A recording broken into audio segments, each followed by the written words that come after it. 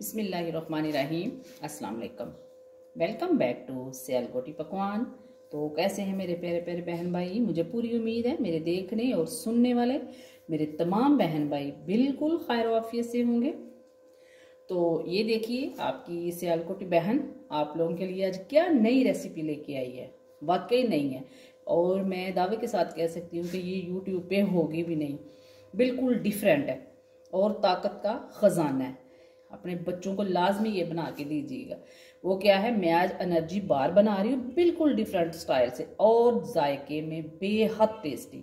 तो उसके लिए एनर्जी बार तैयार करने के लिए ये देखिए, ये मैंने पिस्ता लिया है तकरीबन 30 ग्राम ही मैंने ये सफ़ेद तिल लिए हैं।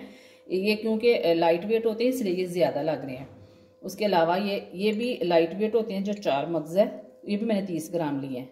और बाकी ये काजू है, बादाम और ये मूंगफली है, ये मैंने 50 ग्राम लिए हैं। चूँकि ये वजनी होते हैं इसलिए ये इन्हीं के हिसाब से वो बराबर लग रहे हैं। लेकिन वो तीनों 50 ग्राम है और ये 30 ग्राम है। 70 ग्राम मैंने ब्राउन शुगर ली है और इसमें ब्राउन शुगर ही ये डालनी है। इसी से इसका जायका बनना है और रियल रेसिपी जो है वो इसी में ही बननी है। 70 ग्राम ये लिए और 70 ग्राम ही मैंने ये हनी लिया है, प्योर हनी लेना है और 1 लेमन का जूस लिया है। तो आइए अब इसको तैयार करते हैं। ये बिल्कुल इसी मिकदार से ही सारे इंग्रेडिएंट लेने हैं। अगर वो आगे पीछे किया तो क्या होगा कि रेसिपी जो है ना वो गड़बड़ हो जाएगी। बिल्कुल इसमें रियल टेस्ट जो है ना वो नहीं आएगा। तो आइए इसको तैयार करते हैं। बिस्मिल्लाहिर्रहमानिर्रहीम। ये देखिए कढ़ाई मैंने चूल्हे पे चढ़ा ली है। तो अब क्या करना है, इसको ये जो सारे ड्राई फ्रूट्स हैं इनको बारी बारी ड्राई रोस्ट करना है। ऑयल वगैरह इसमें कुछ भी नहीं डालना। ये देखिए बिल्कुल ऐसे सादा ही इनको रोस्ट करना है ताकि इनमें ड्राई फ्रूट्स में ना हल्की हल्की सी नमी होती है। तो जब हम इसको ऐसे करेंगे तो नमी जो है वो ख़त्म हो जाएगी और इसमें क्रिस्पीपन सा आ जाएगा। तो इस तरह इसको बिल्कुल स्लो फ्लेम पे ना इसको फ्राई कर लेंगे हल्का हल्का। ये देखिए ये बादाम रोस्ट हो गए हैं और हाँ, इनकी कटिंग नहीं करनी। किसी भी ड्राई फ्रूट की कटिंग जो है ना वो नहीं करनी। ये बस पिस्ता जो था मेरे पास ऑलरेडी कटा हुआ था तो इसलिए ये मजबूरी थी मुझे ऐसे डालने को, वरना ये मैंने बाकी जो सारे है ना नट्स उनको साबुत ही रखना है। इनको मैं निकाल लेती हूँ। अब इसमें मैं ये चारों मगज के बीज डालूंगी। फ्लेम जो है ना वो स्लो ही रखनी है। ये अपने बच्चों को लाजमी बना के सर्दियों में इस तरह की चीज़ें दिया करें। ख़ास तौर पे जो पढ़ने वाले बच्चे हैं ना उनके लिए ये चीज़ें बहुत ज़रूरी हैं। और जो खाली ऐसे नहीं खा सकते ड्राई फ्रूट्स, इस तरह बना के दें तो बच्चों को बिल्कुल ही डिफरेंट चीज़ उनके सामने आ जाएगी और एनर्जी बच्चों को मिल जाएगी। स्पेशली जिनकी आई साइट वीक है उनको तो लाजमी ऐसी चीज़ें ऐसे बच्चों को बना के दिया करें। ये भी हो गया, अब इनको निकालूंगी। अब इसमें ये सफ़ेद तिल जो है ये ऐड करेंगे। आप लोगों ने ज़रूर इसको ट्राई करना है। ट्राई करके तो फिर मुझे कमेंट बॉक्स में बताना है कि वाकई ये बिल्कुल डिफरेंट और टेस्टी रेसिपी जो है वो मैंने बताई है। इससे पहले जो मैंने अपने मोनेटाइजेशन की सेलिब्रेशन अपने बहन भाइयों से शेयर की है तो उसमें आप लोगों ने मुझे बहुत प्यार अपना दिखाया, उसके लिए बहुत बहुत शुक्रिया। अल्लाह पाक सबको सेहत तंदुरुस्ती अता फरमाए, सबके दामन खुशियों से अल्लाह पाक भर दे। जो मेरे बहन भाई मुझे सुनते हैं, देखते हैं, अच्छे अच्छे कमेंट करते हैं, मुझे इतनी अच्छी दुआएं देते हैं, अल्लाह पाक सबकी मुश्किलात को दूर फरमाए और सबको इसके हलाल कमाने की हिम्मत और तौफीक अता फरमाए।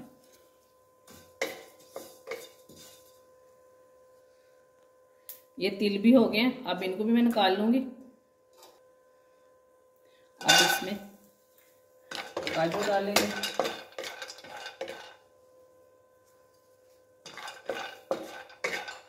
फ्लेम स्लो ही रखनी है।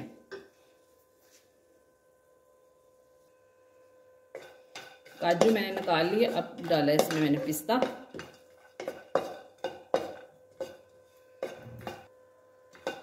ये देखिए इस तरह बराबर हिलाते रहना है ताकि सारे जो हैं बिल्कुल इक्वली रोस्ट हों। ये पिस्ता भी हो गया, अब मैं इसको निकालूंगी। अब इसमें डालेंगे मूंगफली। ये ऑलरेडी रोस्ट हुई होती है, फिर भी हल्का सा इसको कर लेंगे ताकि मज़ीद ये थोड़ी सी क्रंची हो जाए।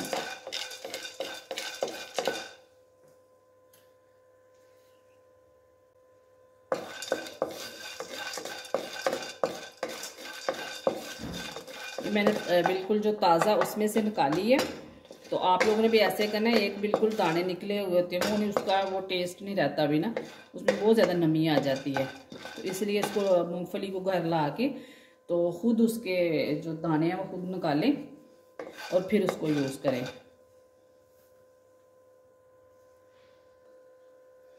अब इसको भी निकाल लेंगे, ये भी रेडी हो गई है। ये देखिए ये सारे इस तरह रोस्ट कर लिए मैंने। तो अब क्या करेंगे, अब ये चूल्हे पे चढ़ा लिए मैंने। तो ये देखिए जो शहद लिया था, अब ये डालेंगे इसमें, और साथ ही ये ब्राउन शुगर। इसको स्लो फ्लेम पे रखना है।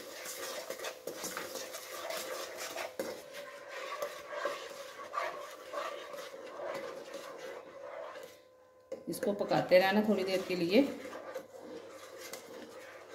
माशाल्लाह आपको खुद देखने में ही ये बिल्कुल डिफरेंट लगेगी इंशाल्लाह। तो जब आप खाएंगे सोचे तब कैसी लगेगी।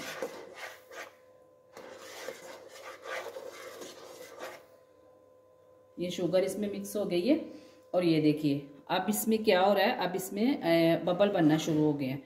ये देखिए, तो अब ये देखिए जो मैंने ये लेमन जूस लिया था, तकरीबन 1 लेमन मैंने लेके तो उसका ये निकाल लिया था। ये देखिए, तो अब इसमें ये डालना है। जब बबल बनने शुरू होंगे तो तब इसमें डालिएगा। इसको अब थोड़ी देर के लिए पकाएंगे।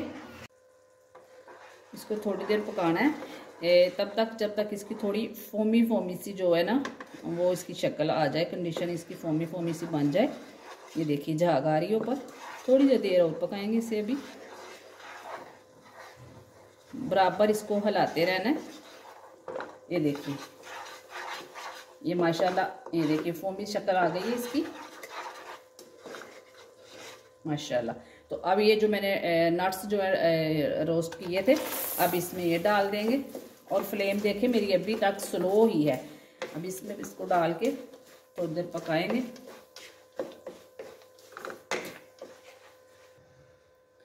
ये देखिए ये मैंने तकरीबन 1 पिंच जो है ये सॉल्ट लिए, ये इसमें डालेंगे। बिल्कुल सेम रेसिपी आप लोगों ने फॉलो करनी है। तो फिर इंशाल्लाह मुझे बताइएगा कि है कि नहीं वाकई डिफरेंट रेसिपी। इसे इतनी देर पकाना है कि बिल्कुल नीचे से जो इसकी वो लिक्विड शक्ल है वो बिल्कुल ख़त्म हो जाए। ये देखिए बिल्कुल, ये देखिए ख़त्म हो गई है। तो इसका मतलब है ये रेडी है। तो अब क्या करना है, ये देखिए कोई सा भी सांचा ले लें। मैंने ये वाला लिया है, तो इसके ऊपर मैंने ऑयलिंग कर ली है। थोड़ा सा ऑयल लगा के तो इसको पूरे सांचे को ग्रीस कर लिया है। तो अब मैं इसमें डालूंगी। ये देखिए इस तरह स्टील का कोई सा भी ले लें बर्तन, तो इसको अच्छी तरह से ऐसे दबा दबा के इक्वल करना है। ये देखिए मैंने बड़ी अच्छी तरह से गिलास के साथ इसको सेट कर लिए। तो अब इसके ऐसे गरम गरम के ही इस तरह हम काट लेंगे इसको। ये गरम गरम के ही ये देखिए मैंने बना लिए। तो अब मैं इसको निकाल के तो इसकी फाइनल लुक दिखाती हूँ। ये भी बहुत ज़्यादा गर्म है, तो जब ये ठंडी हो जाएगी तो फिर इसके पीसेज मैं निकाल लूँगी, बड़े आराम से निकल जाएंगे। अभी गर्म है तो अभी हाथ नहीं लग रहा है इनको ना। तो ये देखिए इसकी ये फाइनल लुक। अगर मेरी रेसिपी आप लोगों को पसंद आएगी तो आप लोगों ने ज़रूर ट्राई करना है। जिस तरह मुझे पिछली रेसिपी ने आप लोगों ने इतना ज़्यादा प्यार दिखाया है, तो इंशाल्लाह इस रेसिपी में आप लोगों ने वैसे ही मुझे अच्छे अच्छे कमेंट करने हैं, लाइक करना नहीं भूलना। और जो नए आने वाले होंगे उन्होंने क्या करना है, उन्होंने सब्सक्राइब लाजमी करना है। मिलते हैं किसी अच्छी सी रेसिपी के साथ अगली वीडियो में। तब तक मुझे दीजिए इजाज़त। दुआ में मुझे और मेरी फैमिली को याद रखना। ओके, अल्लाह हाफिज़।